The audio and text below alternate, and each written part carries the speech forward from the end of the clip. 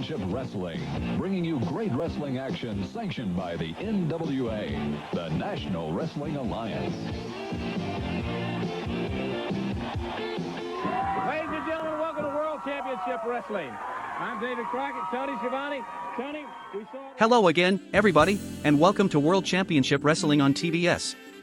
We are coming to you this week not from the studio, but from the Georgia Mountain Center, and fans, we have a tremendous night of professional wrestling on tap here at 6:05. That's right, Tony, and there is a lot going on in the National Wrestling Alliance right now. Everybody is talking about the controversy surrounding the NWA World Heavyweight Championship. Bob Backlund won the title, no question about that, but Lex Luger and Baby Doll have apparently taken off with the big gold belt. That is the situation as we understand it, David. Bob Backlund is recognized as the NWA World Heavyweight Champion, and tonight he will defend the championship right here on television in a very rare TV main event against Ole Anderson. And because the big gold belt is not here tonight, the NWA has brought out the classic 10 pounds of gold belt to represent the World Championship in this title defense. And Tony, Ole Anderson feels like he's been overlooked.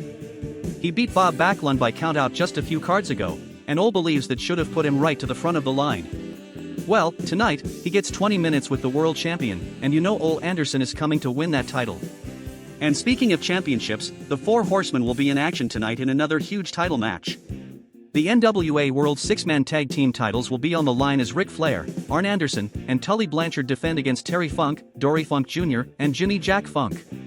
Tony, just think about that. The four Horsemen already control so much gold in the NWA. Arn and Tully are the World Tag Team Champions, Ric Flair is the United States Heavyweight Champion, and now tonight they have to defend the World Six-Man belts against one of the roughest, meanest combinations you could ever put together in one ring. And David, the Funk family is loaded with momentum right now. Terry and Dory already hold the Florida and United States Tag Team titles, and now they are trying to add the World Six-Man belts to the collection. That one could get completely out of hand in a hurry. It sure could, Tony. We are also expecting to see Barry Windham in action tonight in a non-title match. Originally, Barry was scheduled to face Iron Mike Sharp, but word just before airtime is that Sharp is not feeling well and may not be able to compete. We're trying to get more information on that situation right now. And if Barry Windham does wrestle tonight, Tony, that is a huge opportunity for whoever steps in there with him. Barry is the NWA World Television Champion, and there are a whole lot of men lining up for a shot at that title. We've also got Mike Rotundo taking on Perez, Rocky Johnson facing Hangman Bobby Jaggers, Kendall Windham going one-on-one with Kamala, and a six-man tag team match featuring Blair, Jack Brisco, and Mike Graham against Super Destroyer, Konga the Barbarian, and Abdullah the Butcher with Paul Jones. You better stay with us, Tony. This is one of those nights where anything can happen. World title match. World six-man title match. Controversy everywhere you look. Fans, don't go anywhere. World Championship Wrestling starts right now.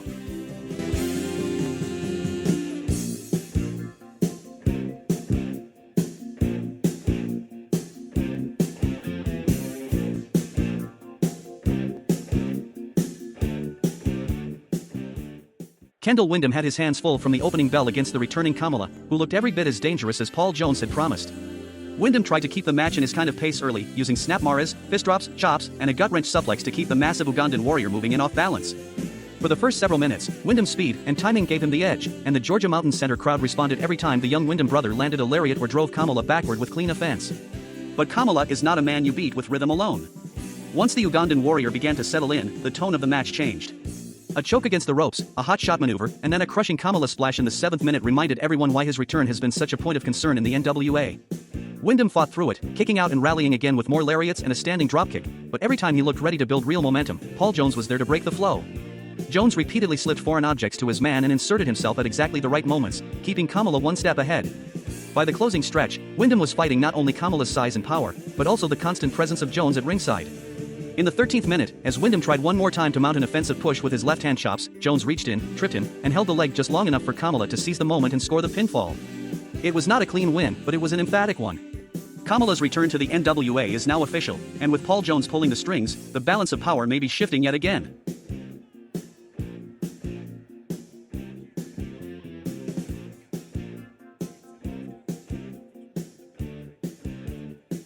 Post-match interview. Paul Jones and Kamala. Impressive? Tony Schiavone, you don't even know the half of it. What you just saw was not just a victory.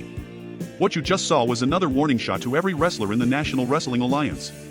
People have been laughing, whispering, wondering what Paul Jones has been building. Well, now you're looking at it. Look at this man right here. Kamala, the Ugandan warrior. And he is just one part of the most fearsome army in professional wrestling. You want to talk about power? I've got the Warlord, the Mid-Atlantic heavyweight champion. You want to talk about destruction? I've got Konga the Barbarian. I've got the Super Destroyer.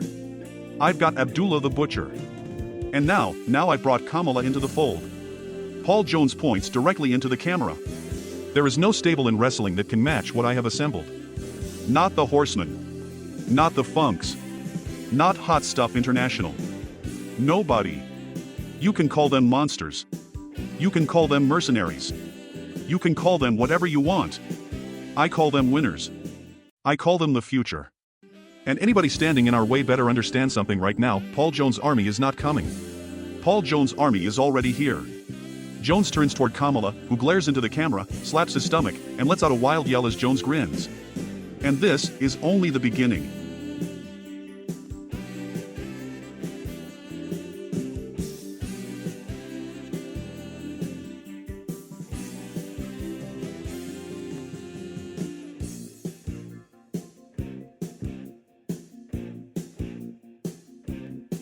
Singles bout. Mike Rotundo versus Al Perez. Referee, Tommy Young. Al Perez stepped into the ring tonight under very different circumstances than we've grown accustomed to seeing. For the first time in weeks, there was no baby doll at ringside, no first-class presence, and no outside influence, just Perez, standing on his own. And what followed may have been one of the most important performances of his career. Perez opened the match methodically, grounding Mike Rotundo early with an armbar before transitioning smoothly into a twisting headlock. Rotundo, as always, answered with grit and conditioning, countering with a strong reverse Nelson and later shifting momentum with his patented airplane spin that nearly stole an early fall at the 3-minute mark. The match quickly developed into a classic contrast of styles, Perez's calculated, technical dismantling against Rotundo's explosive bursts of offense.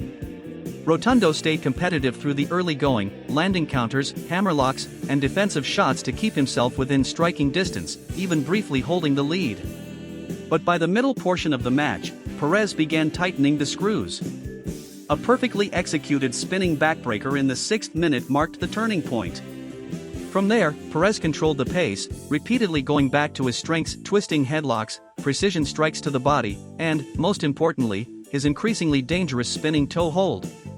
Rotundo continued to fight, countering with a standing armbar and later a drop toe hold, but the momentum had clearly shifted.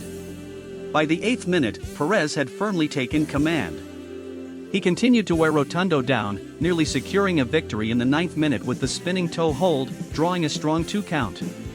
Rotundo refused to quit, surviving another exchange and briefly mounting resistance with a hammerlock and counters off the ropes, but Perez's control of the match never wavered. In the final minute, Perez went back to what brought him there. Another spinning toe hold, this time applied with authority and precision, led directly to the decisive pinfall at 13 minutes. And then came the moment that may matter even more than the victory itself. After the match, Al Perez extended his hand and Mike Rotundo accepted. No interference. No controversy. No first class. Just a clean win and perhaps the beginning of something new. With Baby Doll conspicuously absent and first class nowhere to be found, the question now becomes unavoidable. Is Al Perez standing alone, and if so, is that exactly where he belongs? Result, Al Perez pinned Mike Rotundo 13 minutes.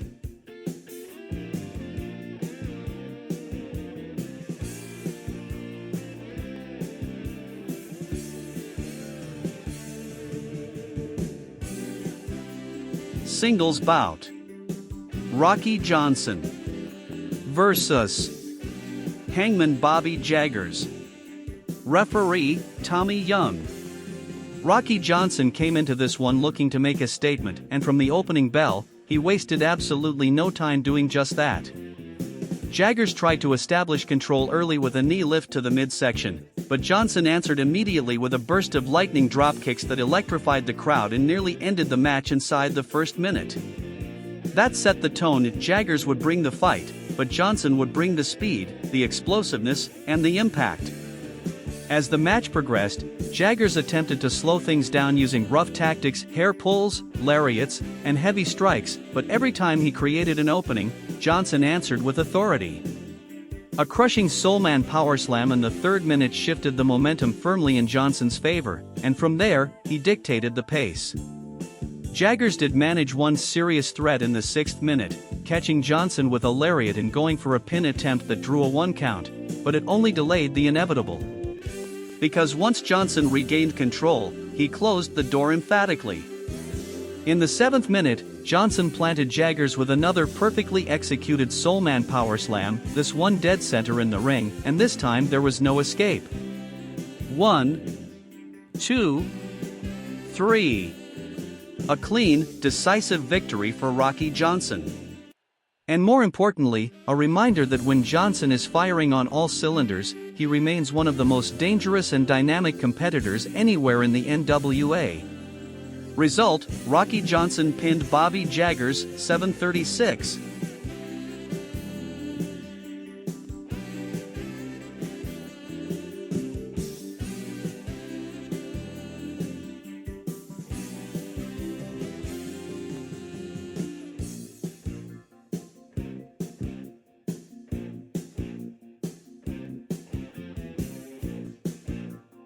Well, Tony, first of all, let me say this: I came out here tonight to prove something, and I think I did just that.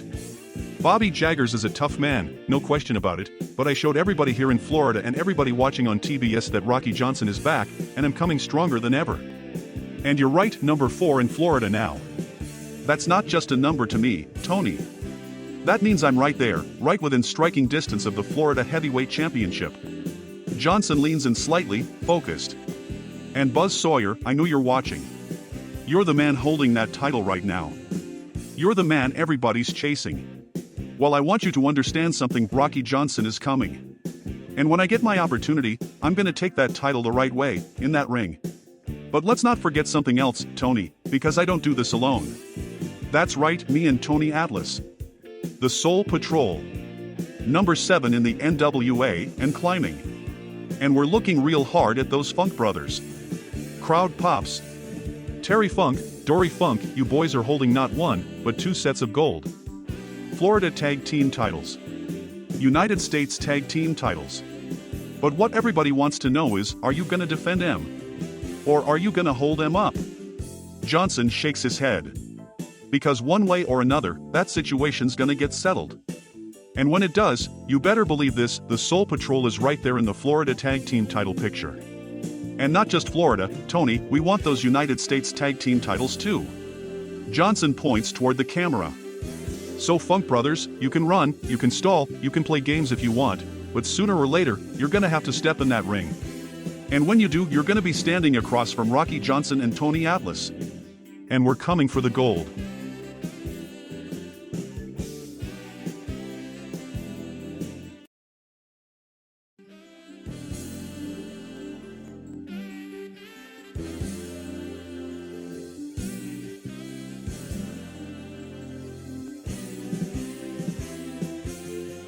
Tony Schiavone. Fans, we are back here on World Championship Wrestling, and right now I am joined by the president of the National Wrestling Alliance, Jim Crockett Jr. And Jim, there is no question, the biggest topic in professional wrestling right now is the controversy surrounding the NWA World Heavyweight Championship belt. Jim Crockett Jr. That's right, Tony, and I want to address that head on. There's no denying the situation. Bob Backlund is the recognized NWA World Heavyweight Champion. He won that title in the ring. That decision stands. But at the same time, Lex Luger leaving with the physical big gold belt, that's something that the National Wrestling Alliance is taking very seriously. Tony Schiavone. And Jim, there has also been criticism from Ole Anderson, who felt he deserved an opportunity. Jim Crockett Jr. And Ole Anderson does deserve that opportunity. He defeated Bob Backlund previously, and in this organization, that matters. That's why tonight, right here on TBS, Ole Anderson will get a shot at the NWA World Heavyweight Championship. And I've got to say this, Tony, I'm proud that we can bring a match of that magnitude to television. This is what the NWA is all about, the best competition, right here for the fans.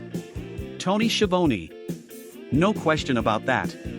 But Jim, you mentioned you had a major announcement as well. Jim Crockett Jr. Yes, I do. Crockett pauses, deliberate. The National Wrestling Alliance has officially come to terms with one of the most dominant forces the sport has ever seen. Along with their manager, Precious Paul Ellering. Former NWA World Heavyweight Champion. Former World Tag Team Champions. Former SPW Universal Tag Team Champions. The Road Warriors are returning to the NWA. Crowd reaction swells. Jim Crockett Jr. And let me make this very clear, they are not easing their way back in. The Road Warriors will be immediately recognized as the #1 ranked tag team in the National Wrestling Alliance. And individually, Road Warrior Hawk, a former World Heavyweight Champion, will be slotted in the #1 contender position. Road Warrior Animal will enter the rankings at #4. Tony Schiavone. That is going to shake things up across the board. Jim Crockett Jr. It already has, Tony. And I'll tell you something else. The Road Warriors have some unfinished business in New York. Crowd murmurs. And while they're there, maybe they can bring back the Power Championship belt. Crockett leans in slightly, tone tightening. Because right now, there are questions that need to be answered. And there may be certain incentives for anyone willing to step forward and help resolve this situation. Tony Schiavone. You're talking about Lex Luger. Jim Crockett Jr. I'm talking about restoring order to the National Wrestling Alliance. But if someone happens to bring back the big gold belt, I don't think they'll leave empty-handed. Tony Schiavone. Fans, you heard it, the Road Warriors are coming back. The NWA World title will be defended tonight, and the situation surrounding Lex Luger is far from over. We'll be right back with more World Championship Wrestling.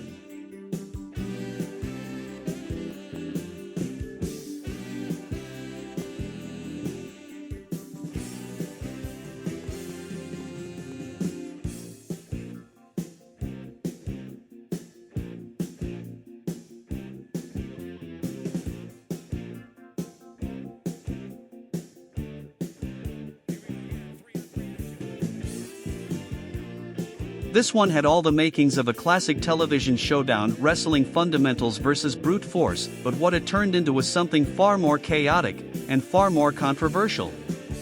Brisco, Graham, and Blair came out sharp, using quick tags and precision wrestling to keep Paul Jones' army off balance early.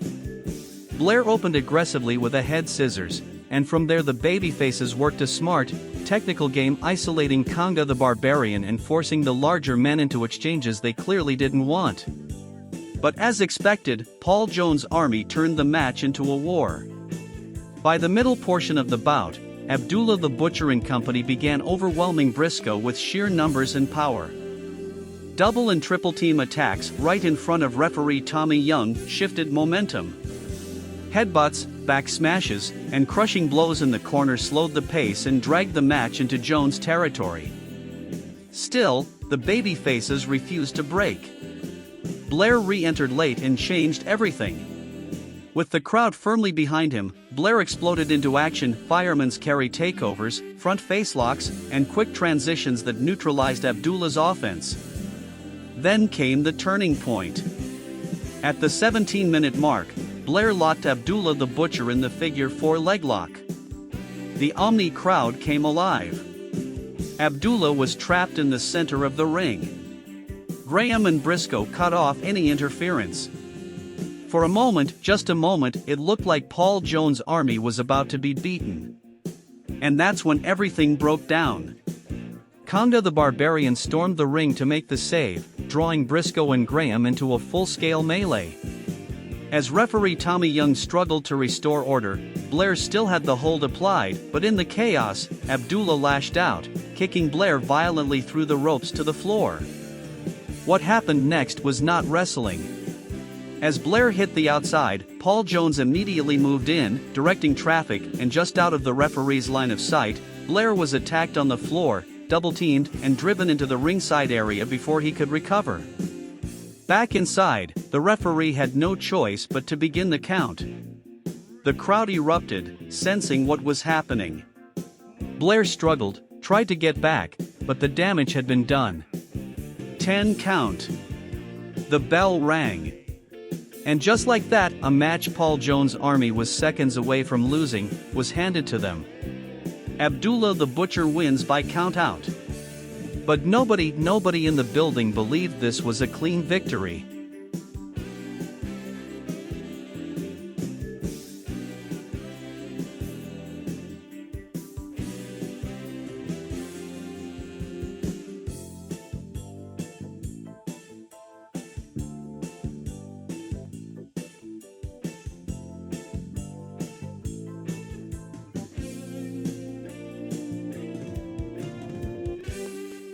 Ladies and gentlemen, welcome back to World Championship Wrestling here on TBS, and standing by with us at the podium, the NWA World Television Champion. Dory Windham scheduled for action here tonight in what was to be a non-title matchup against Iron Mike Sharp. Now we've heard throughout the day that Sharp may not be feeling 100%, but as of right now, we have not been told that match is off. Dory Windham. Well, Tony, being the World Television Champion is a championship that gets defended everywhere. World Championship Wrestling. Mid-Atlantic. Championship Wrestling from Florida. Wherever the NWA goes, this title goes. And I take a lot of pride in that. Right now I'm ranked number 9 in the National Wrestling Alliance, but I'm not worried about where I'm ranked, I'm worried about who's stepping up. Because every week, somebody's looking to make their name at my expense. Crockett. And tonight, as we mentioned, it was supposed to be Iron Mike Sharp in a non-title matchup. Windham, cutting in slightly. That's right. This wasn't about a title defense tonight, this was a tune-up match.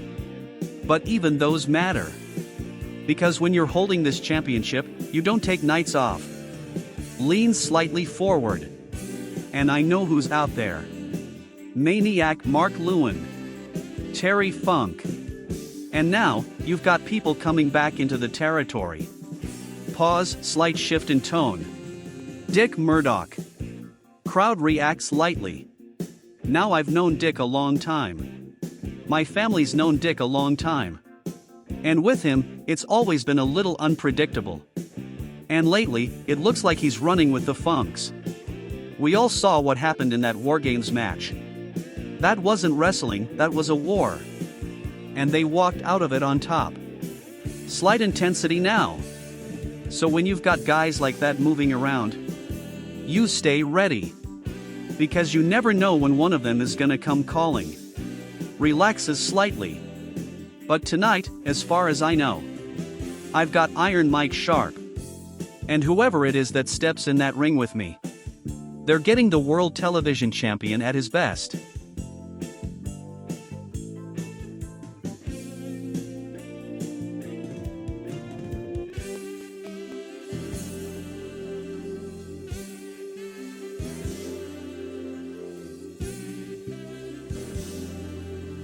Dory Windham stood in the ring ready for what he believed would be a routine non-title tune-up against Iron Mike Sharp. Sharp did make his way out, but something was clearly wrong. Clutching his left arm, notably not the one protected by his infamous cast, Sharp hesitated on the aisle, visibly in discomfort and in no condition to compete.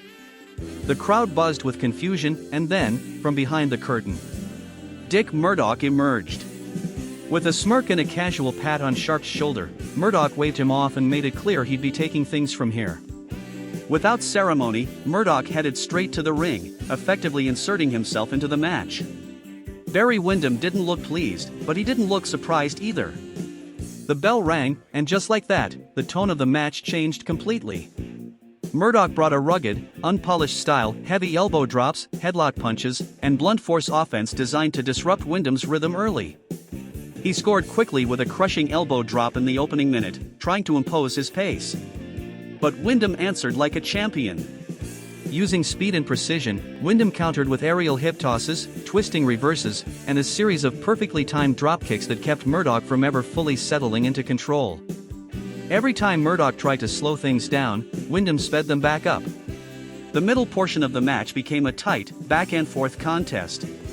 Murdoch relied on strength body slams, fireman's carries, and grinding offense, while Windham stayed one step ahead with athletic counters and fluid transitions. By the 10th minute, Windham began to pull ahead. A perfectly executed flying dropkick stunned Murdoch and nearly ended the match, forcing a quick kick out. From there, Windham increased the pressure, uppercuts, ring awareness, and a key moment where he sent Murdoch hard into the ring post shifted momentum decisively. Murdoch continued to fight, landing another heavy elbow drop in the 11th minute, but the damage was beginning to show. Then came the finish.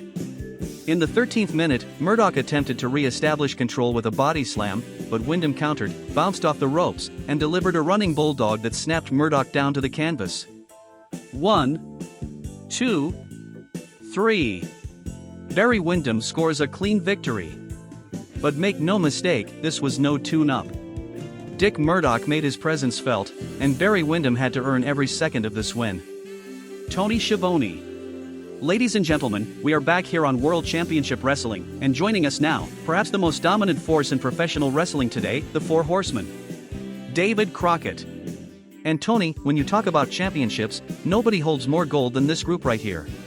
Arn Anderson and Tully Blanchard, the NWA World Tag Team Champions, all four men collectively holding the NWA World Six-Man Tag Team titles, and of course, Ric Flair, the United States Heavyweight Champion. Schiavone. And let's not forget, later tonight, Ole Anderson will step into the ring against Bob Backlund for the NWA World Heavyweight Championship. J.J. Dillon. Smooth, confident, slightly amused. You know, Tony. David. I find it very interesting. We were all standing in the back just a few moments ago, watching Barry Windham. And let me say this, congratulations, Barry, on your victory over Dick Murdoch. Slight smirk. Because quite frankly, we were all waiting to see if Murdoch was going to do what Murdoch usually does. Jump somebody. Make a statement. Leave a mess behind. But instead, what did we get? A calm, composed, almost respectable version of good old Captain Redneck. Now that surprised me. Ric Flair. Immediate energy, pacing slightly. Let me tell you something, Dillon, it surprised me too. Barry Windham, you went out there, you handled your business, and you beat a man that nobody takes lightly. But don't get comfortable. Because in this sport, one night you're standing tall, the next night, somebody's coming for what you've got. And speaking of somebody running around with something that doesn't belong to him. Lex Luger. What? You're riding around town with the big gold belt like it's yours to keep? Let me tell you something, pal. If you know what's good for you, you bring that belt back. Because the longer you hold on to it, the more attention you're gonna get. Calm slightly, adjusts tone. Now don't get me wrong, I've got my eyes on that championship. Always have. Always will. But in this situation, Ole Anderson has earned his shot. He's got history with Backlund. He's got the seniority. And tonight, the Horsemen stand behind Ole. Point slightly. And while Ole's taking care of business in the main event, I'll be stepping into that ring with Brother Arn and Brother Tully to defend the world's six-man tag team titles against those maniacs, the Funk brothers. And let me tell you something. That's gonna be a fight. What? Arn Anderson. You hear a lot of talk about schedules, about pressure, about holding multiple championships. Let me make something real clear. We don't adjust to pressure. Pressure adjusts to us. Yeah, we've got the World Tag Team titles. Yeah, we've got the six-man titles. And yeah, we've got challengers lined up everywhere we go. But that's the cost of being the best. And we don't complain about it. We collect on it. Tully Blanchard. That's right. Everybody's looking at the Horsemen like we've got too much on our plate. Too many matches, too many titles, too much responsibility. Let me tell you something. We're the only group in professional wrestling that can do all of that. And still live better than anybody else in this sport. Leans in slightly. We defend championships. We make money. And when we're done, we find the finest things in life. Because that's what being a horseman is all about. Ole Anderson. You boys can talk about belts, money, all that stuff. That's fine. Locks into camera. But tonight, this is about one thing. Bob Backlund. I beat you before. You remember that. I don't care how it happened, I beat you. And now you've got that title. Tone hardens. I don't care what belt you bring to that ring tonight. I don't care if it's the big gold belt. I don't care if it's the 10 pounds of gold. It doesn't matter. Steps closer. I've got 20 minutes. 20 minutes to beat you. And I'm gonna do it. Points directly. Tonight's the night, Backlund. I'm walking in. I'm beating you up. And I'm walking out with whatever championship you've got. Quiet, dangerous. And there's nothing you're gonna do about it. Schiavone. Still to come, Ole Anderson challenges Bob Backlund for the NWA World Heavyweight Championship. Crockett. And the six-man titles on the line, the Horsemen against the Funks. Schiavone. Stay with us, World Championship Wrestling continues.